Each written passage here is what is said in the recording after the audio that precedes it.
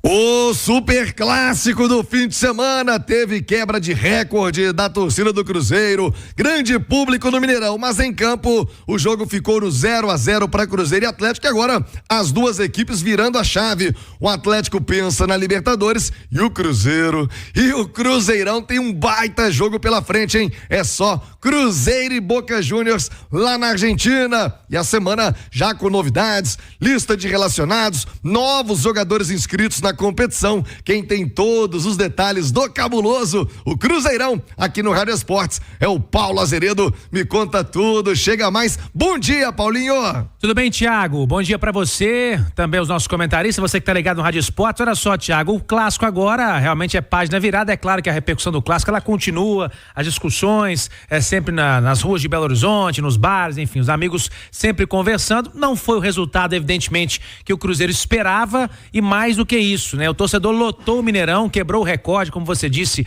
do estádio do novo Mineirão, e esperava um desempenho melhor do Cruzeiro, até porque já vinha de um mau desempenho contra o Fortaleza, a derrota em Cariacica 2-1, e o que se esperava era um Cruzeiro um pouco mais forte ofensivamente. E neste jogo, até tive curiosidade em pegar isso, foi o segundo jogo em que o Cruzeiro menos finalizou no campeonato. Então, realmente, o desempenho ofensivo do Cruzeiro foi aquém do esperado. Mas é página virada, pensamento agora em um jogo importantíssimo, que vale bastante, não só pela atmosfera e a história desse jogo, né? Um Brasil e Argentina, um Cruzeiro e Boca Juniors, mas também porque vale a sequência do Cruzeiro na competição. O Cruzeiro está vivo no Campeonato Brasileiro, é o sexto colocado, conforme você colocou aí na classificação.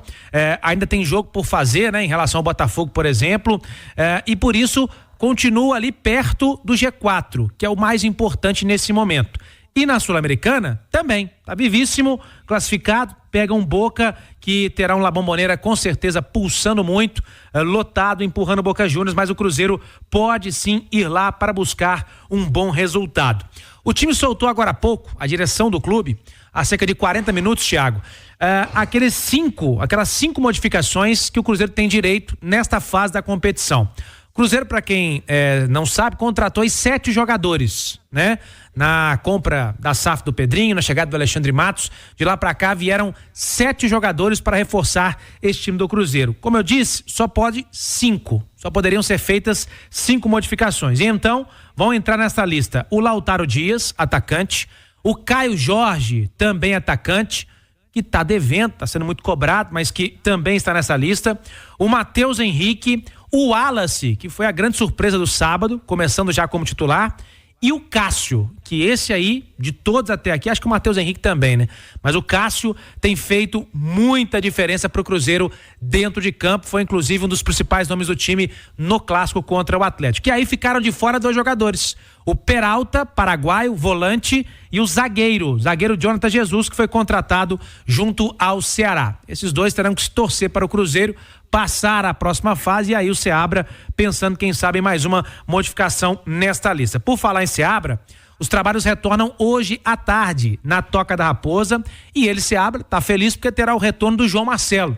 Fez muita falta, né? Dá uma segurança muito grande ao sistema defensivo do Cruzeiro. Ele estava suspenso no Campeonato Brasileiro, não atuou contra o Atlético, mas está ok para atuar na Copa Sul-Americana. E a outra novidade, como eu disse, no sábado, foi o Wallace, já aparecendo como titular, e aí fica a grande dúvida se a tendência é ele continuar. Tô dizendo isso porque aí pode ser uma discussão entre você, juntamente com o Simões e o Léo aqui. O Cruzeiro vai ter um jogo duríssimo contra o Boca Juniors e precisa voltar de lá vivo. O Cruzeiro não pode deixar o Boca Juniors fazer uma grande diferença, ou enfim, né, de gols, para que possa voltar para Belo Horizonte vivo na disputa à próxima fase. E aí, se ele mudar o time, voltar com o Lucas Romero para ter uma pegada maior no meio de campo, de marcação, manter o Wallace, será que rodaria um meia? Nesse caso aí, será que seria o Barreal, que tem sido um cara importante também no lado esquerdo? Ou será que rodaria um atacante? Falei aqui, o Caio Jorge está sendo muito cobrado. A torcida do Cruzeiro, insatisfeita até aqui, é cedo? É cedo. Mas insatisfeita com o desempenho dele dentro de campo. Será que ele poderia rodar e aí o Matheus Pereira ter uma liberdade maior, o Barreal chegar mais à frente para encostar no Lautaro Dias? Bom, isso aí é discussão de você, juntamente com os nossos comentaristas. E uma outra novidade no clássico foi o Kaique.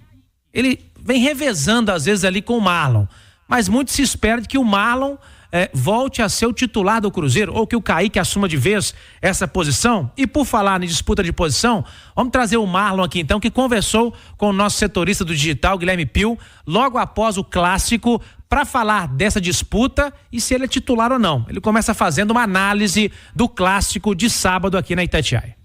É um jogo difícil, né? Truncado. O Atlético tem uma maneira bem peculiar de jogo.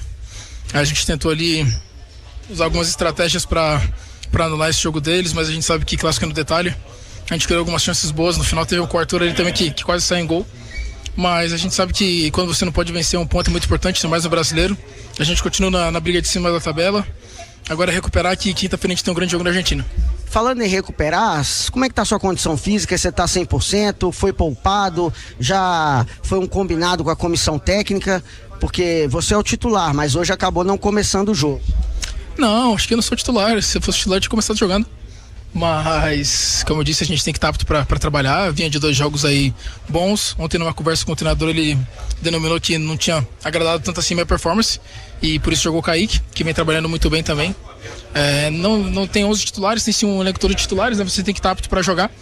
Claro que quando você ficar fora, você não fica contente, mas tem que estar torcendo pelos companheiros e estar apto para ajudar a equipe, que é o mais importante. Agora é o Boca Juniors, jogo difícil. Queria que você avaliasse também essa partida de Sul-Americana, que vale muito pro Cruzeiro. Vale muito, é uma competição onde a gente ambiciona muito, um adversário muito forte. Então eles sabem que o Cruzeiro, mesmo jogando fora de casa, vai tentar impor seu jogo, impor sua maneira de jogar futebol para buscar a vitória e trazer um resultado importante para Belo Horizonte. Bom, Thiago, tá então, palavras do Marlon com o nosso setorista Guilherme Pio logo após a partida. Deixo para você aí as dúvidas, né? Meio campo, permanece com o Wallace, com o Matheus Henrique, com o Matheus Pereira, Barreal, volta com o Romero. E na lateral esquerda aí, quem vai jogar, Thiago? Ô Paulo Azeredo, são 11h50, vou debater essa situação de escalação, lembrando que o Cruzeiro volta a campo na quinta-feira, agora é Sul-Americana, e o Boca, hein, tá mal demais o Boca no Campeonato Argentino, muita cobrança, já fez 10 jogos, tem apenas 3 vitórias, é o 15º colocado no Campeonato Argentino. No fim de semana o Boca apenas empatou, né, com o pequenino Rivadavia, jogando fora de casa, usou boa parte dos seus principais jogadores, e é esse Boca Juniors, mas, repito, me lembro bem do ano passado, todo mundo, o Boca Juniors é o pior Boca Juniors de todos os tempos, foi lá e tirou o Palmeiras numa semifinal de Libertadores dentro do Allianz em São Paulo. Então, há de se respeitar, claro, toda a tradição da equipe argentina. Mas Léo Figueiredo, projetando o jogo em cima do que falou o Marlon, será que o Marlon volta a ser titular? O Kaique fez um jogo ruim, o suficiente para tirá-lo do time, ou vai dar sequência, você daria sequência ao garoto Kaique na lateira do Cruzeirão, hein, Léo? Bom dia. Bom dia, Thiago, bom dia, uma ótima semana para todo mundo. Olha, essa é uma das dúvidas melhores que tem o Fernando Seabra, porque, ao meu ver, praticamente se equilibram Kaique e Marlon. Vejo o Marlon com um pouco mais de velocidade, com mais facilidade de condução de bola, de jogar por dentro quando necessário, e vejo no Marlon mais experiência, um poder maior de marcação, de leitura de jogo. Então, como disse o próprio Marlon, e não, dessa vez não é simplesmente aquela declaração óbvia que todo jogador dá, não existem mais 11 titulares no futebol. Não existe nenhum time com 11 titulares. E o Cruzeiro não tem, assim como todos os outros. Você precisa de ter 13, 14, 15 jogadores com capacidade real de serem titulares. Isso acontece na lateral esquerda do Cruzeiro. Mandou a bola na trave no final, mas lá na frente o Caio Jorge muito mal. Só o Lautaro que se salvou, na minha opinião, pela movimentação, pela dedicação, por criar oportunidades. Então o Kaique entra no pacote da dificuldade ofensiva do Cruzeiro no clássico.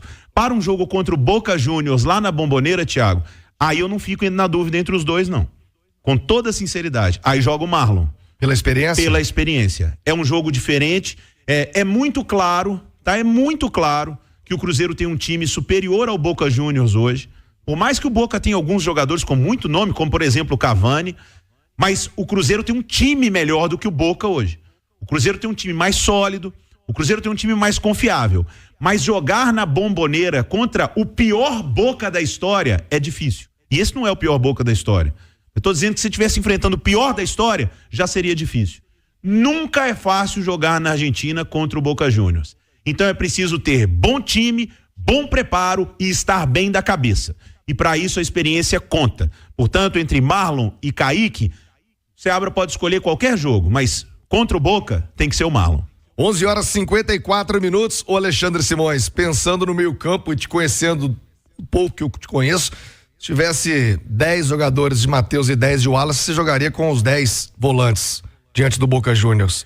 Mas não tem que pôr o time do Cruzeiro pra cima. Como é que você imagina a composição de meio campo do Cruzeiro? O Seabra teve uma lição importante, né? Contra o Atlético, ele pegou o meio campo encorpado, Milito mudou o time e ele sofreu muito em grande parte do primeiro tempo com aquele meio campo mais encorpado. Já fica uma lição importante para esse jogo contra o Boca? Bom dia, Simões. Bom dia, Thiago. Bom dia, Léo, Paulo, quem acompanha a gente. Eu acho que a maior lição que fica, tá?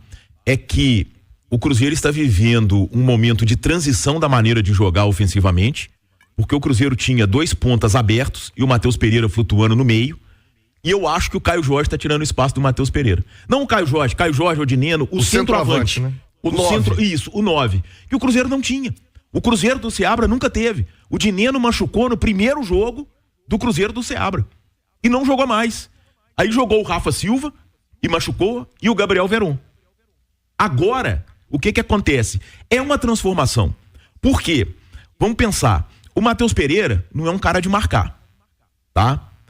O centroavante não vai fazer lado de campo. É porque se ele voltar, na hora que você tiver que lançar o centroavante, Exato. ele tá lá na lateral. Então, o que o Cruzeiro tinha? O Cruzeiro tinha 2 caras de lado de campo que davam liberdade não só a Matheus Pereira, mas até mesmo aos volantes meias. E até os alas, no caso do William, pra ir pelo lado direito. Então, o que aconteceu? O Seabra, o Cruzeiro do Seabra, está meio perdido nessa mudança. É a minha visão. Eu acho que o Matheus Pereira caiu de rendimento também muito por isso. Você acha que pro jogo contra o Boca tiraria um centroavante? Eu já tiraria contra o Atlético. E colocaria alguém mais encorpado no meio? Lautaro de um lado, Arthur Gomes do outro e Matheus Pereira flutuando no meio. E aí o trio de volantes lá com o Wallace, o Lucas Romero, o Matheus e o Barreal. Entendeu? Esse foi o melhor momento do Cruzeiro e não é uma transição fácil. Não é uma transição fácil. Porque o Matheus Pereira aparecia muito com essa liberdade de flutuar. Agora, com um centroavante, muda a maneira dele de jogar. Então, eu acho que é um processo de adaptação e com a temporada rolando, com jogos difíceis, adversários complicados, é muito mais difícil. Se é durante um campeonato mineiro, ok, mas... Reticências. Obrigado por acompanhar o vídeo até aqui. Se você gostou, não se esqueça de deixar o like e se inscrever no canal para não perder nenhum conteúdo novo. Valeu e até a próxima!